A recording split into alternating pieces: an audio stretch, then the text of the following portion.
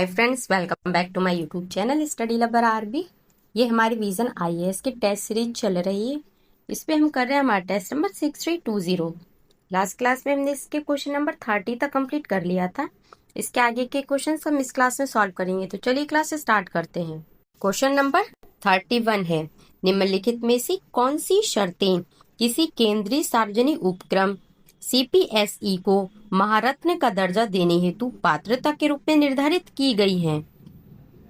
इसमें फर्स्ट है, केंद्रीय सार्वजनिक उपक्रम सीपीएसई के पास नवरत्न का दर्जा होना चाहिए, तो ये करेक्ट है।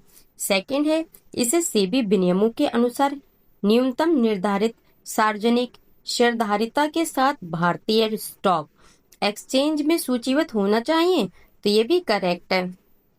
थर्ड है, पिछले 3 वर्षों के दौरान इसका औसत वार्षिक कारोबार है वो 25,000 करोड़ रुपए से अधिक होना चाहिए, तो ये भी करेक्ट है। फोर्थ है, इसकी महत्वपूर्ण वैश्विक उपस्थिति या अंतरराष्ट्रीय परिचालन होना चाहिए, तो ये भी करेक्ट है। नीचे दिए गए कोड का प्रयोग कर सही उत्तर चुनिए, तो इसका आंसर ऑप्शन डी 1 2 3 4 चारों ही करेक्ट हैं। क्वेश्चन नंबर 32 है, निम्नलिखित तंत्रों पर विचार कीजिए। फर्स्ट है, सरकारी अभिलेखों तक पहुंच हेतु सूचना का अधिकार। सेकंड है, संस्थागत शिकायत निवारण तंत्र। थर्ड है, सामाजिक अंकेक्षण और नागरिक रिपोर्ट कार्ड। फोर्थ है, सशक्त ग्राम सभाओं के माध्यम से विकेंद्रीकृत नियोजन। उपयुक्त तंत्रों में से कितने शासन में नागरिकों की भागीदारी को बढ़ावा देते हैं, तो इसका आंसर ऑप्शन डी सभी चारों। क्वेश्चन नंबर 33 है, उपभोक्ता संरक्षण अधिनियम 2019 के तहत निम्नलिखित में से किसे उपभोक्ता अधिकार के रूप में शामिल किया गया है। फर्स्ट है, सुरक्षा का अधिकार। सेकंड है, सुने जाने का अधिकार। थर्ड है, निवारण पाने का अधिकार। एंड फोर्थ है, उत्तरदायित्व का अधिकार। नीचे दिए गए कोड का प्रयोग कर सही उत्तर चुनिए, तो इसका आंसर है ऑप्शन ए 1 2 एंड 3। ये तीनों ही जो उपभोक्ता अधिकार के रूप में शामिल है। जो फोर्थ है, उत्पाद दायित्व का अधिकार, तो ये कोई भी उपभोक्ता अधिकार नहीं है, तो ये शामिल नहीं किया गया है। क्वेश्चन नंबर 34, निम्नलिखित कथनों पर विचार कीजिए। फर्स्ट है, पर्यावरण वन और जलवायु परिवर्तन मंत्रालय MOEFCC ये वन अधिकार अधिनियम FRA 2006 के कार्यान्वयन के लिए नोडल मंत्रालय है, तो ये गलत है। जनजातीय कार्य मंत्रालय मोटा ये वन अधिकार अधिनियम FRA 2006 इसके कार्यान्वयन के लिए नोडल मंत्रालय है, ना कि पर्यावरण वन और जलवायु परिवर्तन मंत्रालय। सेकंड है, यह अधिनियम सरकार द्वारा प्रबंधित सार्वजनिक उपयोगिता सुविधाओं के लिए वन भूमि के उपयोग का प्रावधान करता है, तो ये करेक्ट है। उपयुक्त कथनों में से कौन से सही हैं, तो इसका आंसर है ऑप्शन बी केवल सेकंड वाला करेक्ट है, फर्स्ट गलत है।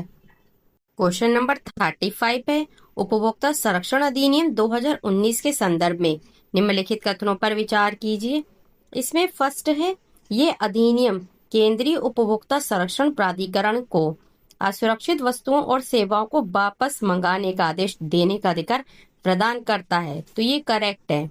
सेकंड है, प्राधिकरण किसी भ्रामक विज्ञापन के प्रोत्साहक इंडोर्सर्स है उसको 6 माह तक किसी भी प्रकार का विज्ञापन देने से रोक सकता है, तो ये गलत है। भ्रामक विज्ञापनों को विनियमित करना और दंड लगाना। प्राधिकरण किसी भ्रामक विज्ञापन के प्रमोटरों को पहली बार उल्लंघन की स्थिति में अधिकतम 1 वर्ष तक और बाद की स्थिति में अधिकतम 3 वर्ष तक किसी भी प्रकार का विज्ञापन करने से प्रतिबंधित कर सकता है। उपयुक्त कथनों में से कौन से सही हैं, तो इसका आंसर है ऑप्शन ए केवल फर्स्ट वाला करेक्ट है, सेकंड गलत है। क्वेश्चन नंबर 36, वन अधिकार अधिनियम 2006 के तहत निम्नलिखित में से किसे लघु वनोपज है इसके रूप में वर्गीकृत नहीं किया गया है, तो इसका आंसर है ऑप्शन डी चंदन। चंदन मतलब जो सैंडलवुड होता है उसको सामान्यतः वन अधिकार अधिनियम FRA 2006 के अंतर्गत लघु वनोपज के रूप में वर्गीकृत नहीं किया जाता है। बात करें लघु वनोपज MFP की, तो ये पौधों से प्राप्त होने वाले गैर काष्ठीय वन उत्पादों को कहते हैं। इसमें बांस, झाड़ियां, बेंत, शहद, मोम, लाख, तेंदू या केंदू के पत्ते, औषधीय पादप और जड़ी बूटियां, जड़ें और कंद शामिल हैं। क्वेश्चन नंबर 37, भारत में दल बदल विरोधी कानून के संदर्भ में निम्नलिखित कथनों पर विचार कीजिए। इसमें फर्स्ट है, यदि कोई निर्दलीय सदस्य चुनाव के बाद किसी राजनीतिक दल की सदस्यता ग्रहण कर लेता है तो उसे निर्हर घोषित कर दिया जाता है, तो बिल्कुल करेक्ट है ये। सेकंड, यदि कोई नाम निर्देशित सदस्य अपनी सदस्यता ग्रहण करने के 6 माह बाद किसी राजनीतिक दल की सदस्यता ग्रहण कर लेता है तो उसे निर्हर घोषित कर दिया जाता है, तो सेकंड भी करेक्ट है। थर्ड है, यदि कोई सदस्य अपने दल के कम से कम 2/3 सदस्यों के विलय के कारण अपना दल छोड़ देता है तो उसे निर्हर घोषित नहीं किया जाता है, तो ये भी करेक्ट है। उपयुक्त कथनों में से कितने सही हैं? तो इसका आंसर है ऑप्शन सी, सभी तीनों ही सही हैं। क्वेश्चन नंबर 38 है, भारत में चुनाव लड़ने वाले प्रत्याशियों द्वारा घोषणा के नियमों के संदर्भ में निम्नलिखित कथनों पर विचार कीजिए। फर्स्ट है, प्रत्याशियों को चल और अचल दोनों परिसंपत्तियों की घोषणा करनी होगी, तो ये करेक्ट है। सेकंड है, प्रत्याशियों को अपनी शैक्षणिक योग्यताओं की घोषणा करनी होगी, तो सेकंड भी करेक्ट है। उपयुक्त कथनों में से कौन से सही हैं? तो इसका आंसर ऑप्शन सी, 1 और 2 दोनों ही करेक्ट हैं। भारतीय निर्वाचन आयोग ECI election commission of India के दिशा निर्देश और निर्वाचनों का संचालन नियम 1961 के अनुसार चुनाव लड़ने वाले प्रत्याशियों को अपने नामांकन पत्रों के साथ एक हलफनामा फॉर्म 26 बोलते हैं, उसमें दाखिल करना अनिवार्य है। निर्वाचन आयोग प्रत्याशियों के लिए यह अनिवार्य करता है कि अपने नामांकन पत्र के साथ जमा किए गए जो हलफनामा है उसमें अपनी शैक्षणिक योग्यताओं का प्रकटीकरण करें।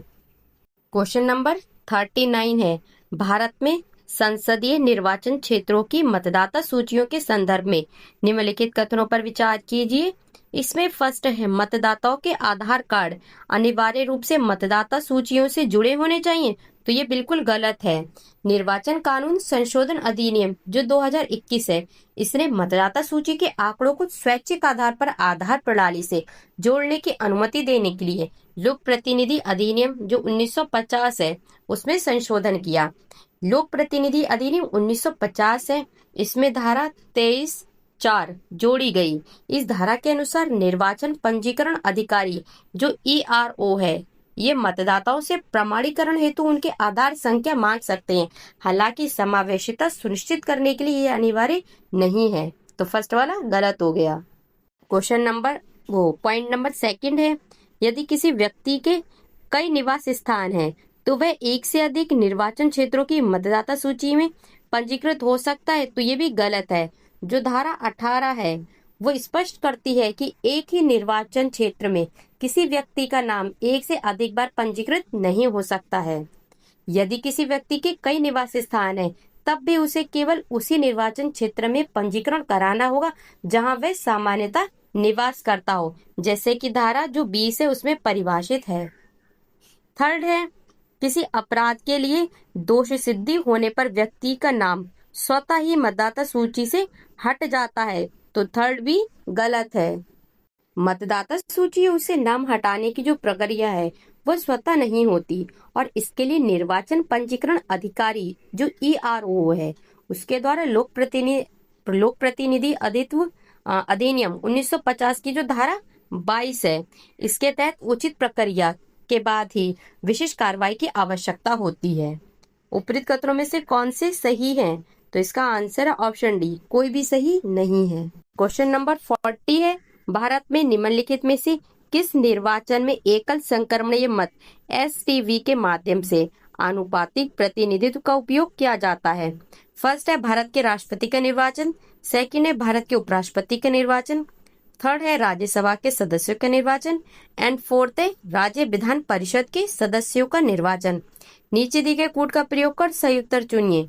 तो इसका आंसर ऑप्शन डी, 1, 2, 3, 4 इन चारों का ही जो चुनाव है वो एकल संक्रमणीय मत है, उसके माध्यम से आनुपातिक प्रतिनिधित्व का उपयोग करके किया जाता है। क्वेश्चन नंबर 41 है, भारत में राजनीतिक दलों के वित्त पोषण और चुनाव व्यय सीमा के संदर्भ में निम्नलिखित कथनों पर विचार कीजिए। इसमें फर्स्ट है, चुनावों के दौरान राजनीतिक दलों द्वारा व्यय की जाने वाली राशि की कोई सीमा नहीं है, तो फर्स्ट वाला करेक्ट है। सेकंड है, राजनीतिक दलों के लिए कॉरपोरेट अंशदान की सीमा 7.5% है, तो सेकंड गलत है, क्योंकि जो कंपनी अधिनियम 2013 है उसकी धारा 182, तो इसने पहले राजनीतिक दलों को कॉरपोरेट योगदान की सीमा पिछले 3 वर्षों के औसत निवल लाभों के 7.5% तक सीमित कर दी थी। लेकिन जो वित्त अधिनियम 2017 है, इसने इस सीमा को हटा दिया, जिससे प्राप्तकर्ता दलों के लिए अनिवार्य प्रकटीकरण के बिना असीमित कॉरपोरेट अंशदान संभव हो गया है। उपरोक्त कथनों में से कौन से सही हैं? तो इसका आंसर ऑप्शन ए, केवल फर्स्ट वाला करेक्ट है, सेकंड गलत है।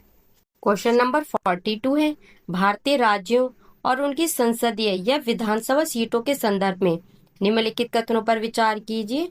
फर्स्ट है, उत्तर प्रदेश में राज्यसभा सीटों की संख्या सर्वाधिक है, तो फर्स्ट करेक्ट है।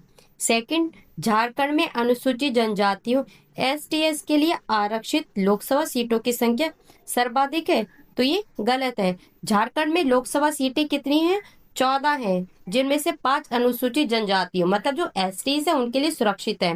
मध्य प्रदेश है, वहां पे लोकसभा सीटें 29 हैं, इनमें से जो 6 सीटें हैं वो STS के लिए आरक्षित है, जो सभी राज्यों में सर्वाधिक है, तो इस वजह से सेकंड गलत है। थर्ड है, विधानसभा की सीटों की संख्या के मामले में महाराष्ट्र भारतीय राज्य में दूसरे स्थान पर है, तो ये भी गलत है। महाराष्ट्र है उसमें 288 सीटें हैं विधानसभा सीटों में, और ये कितने नंबर पर है? तीसरे पे आता है, ना कि इसमें बोला दूसरे पर। दूसरे स्थान पर पश्चिम बंगाल आता है 294 सीटों के साथ। उपरोक्त कथनों में से कितने सही है? तो इसका आंसर है ऑप्शन ए, केवल एक करेक्ट है, फर्स्ट वाला। सेकंड एंड थर्ड है, ये दोनों गलत है। क्वेश्चन नंबर 43 है, भारत में लोकसभा निर्वाचनों में निर्वाचन जमानत राशि के संदर्भ में निम्नलिखित कथनों पर विचार कीजिए। इसमें फर्स्ट है, लोकसभा चुनाव लड़ने वाले प्रत्याशी की जमानत राशि विधानसभा चुनाव लड़ने वाले प्रत्याशी की जमानत राशि के समान होती है, तो ये गलत है। जो लोकसभा चुनाव है उसमें जो सामान्य श्रेणी के प्रत्याशी है उनके लिए 25,000 रुपए है, और जो अनुसूचित जाति SC है, ये अनुसूचित जनजाति ST है, उनके लिए प्रत्याशियों के लिए 12,500 रुपए है। और जो विधानसभा चुनाव है उसमें जो सामान्य श्रेणी के प्रत्याशी हैं उनके लिए 10,000 रुपए है, और जो SC ST प्रत्याशी हैं उनके लिए 5,000 रुपए है, तो फर्स्ट गलत है, क्योंकि इसमें बोला है समान होती है। सेकंड है, यदि कोई प्रत्याशी अपने निर्वाचन क्षेत्र में डाले गए वैध मतों का कम से कम छठा भाग प्राप्त करने में विफल रहता है, तो उसकी जमानत राशि जब्त हो जाती है, तो ये बिल्कुल करेक्ट है। थर्ड है, अनुसूचित जाति या अनुसूचित जनजाति के प्रत्याशियों के लिए कोई जमानत राशि नहीं है, तो ये बिल्कुल ही गलत है। लोकसभा चुनाव के लिए जो इनकी है वो कितनी है? 12,500 रुपए है, और विधानसभा में इनके लिए 5,000 रुपए निर्धारित किए गए हैं जमानत राशि के तौर पर। उपरोक्त कथनों में से कितने सही हैं? तो इसका आंसर है ऑप्शन ए, केवल एक सही है, सेकंड वाला, फर्स्ट एंड थर्ड गलत है। क्वेश्चन नंबर 44 है, भारत में निर्वाचनों के संदर्भ में निम्नलिखित में से किसे मतदान एजेंट नियुक्त किया जा सकता है? फर्स्ट है ग्राम पंचायत सरपंच, सेकंड है सरकार की सेवा में कार्यरत व्यक्ति, थर्ड है नगर पालिका का अध्यक्ष। नीचे दी गई कोड का प्रयोग कर सही उत्तर चुनिए। तो इसका आंसर ऑप्शन ए, केवल एक, जो फर्स्ट वाला है ग्राम पंचायत सरपंच है, सिर्फ इसको ही मतदान एजेंट नियुक्त किया जा सकता है, सेकंड एंड थर्ड को नहीं। ग्राम पंचायत प्रधान या ग्राम पंचायत सरपंच, पंचायत सदस्य, पार्षद या नगर निगम या नगर पालिका के सदस्य और स्थानीय व्यक्तियों को मतदान एजेंट नियुक्त करने पर कोई प्रतिबंध नहीं है। तो फ्रेंड्स, आज की वाली क्लास हम यहीं पे एंड करते हैं। आगे के क्वेश्चन हम नेक्स्ट क्लास में सॉल्व करेंगे। तब तक के लिए थैंक यू। जय हिंद।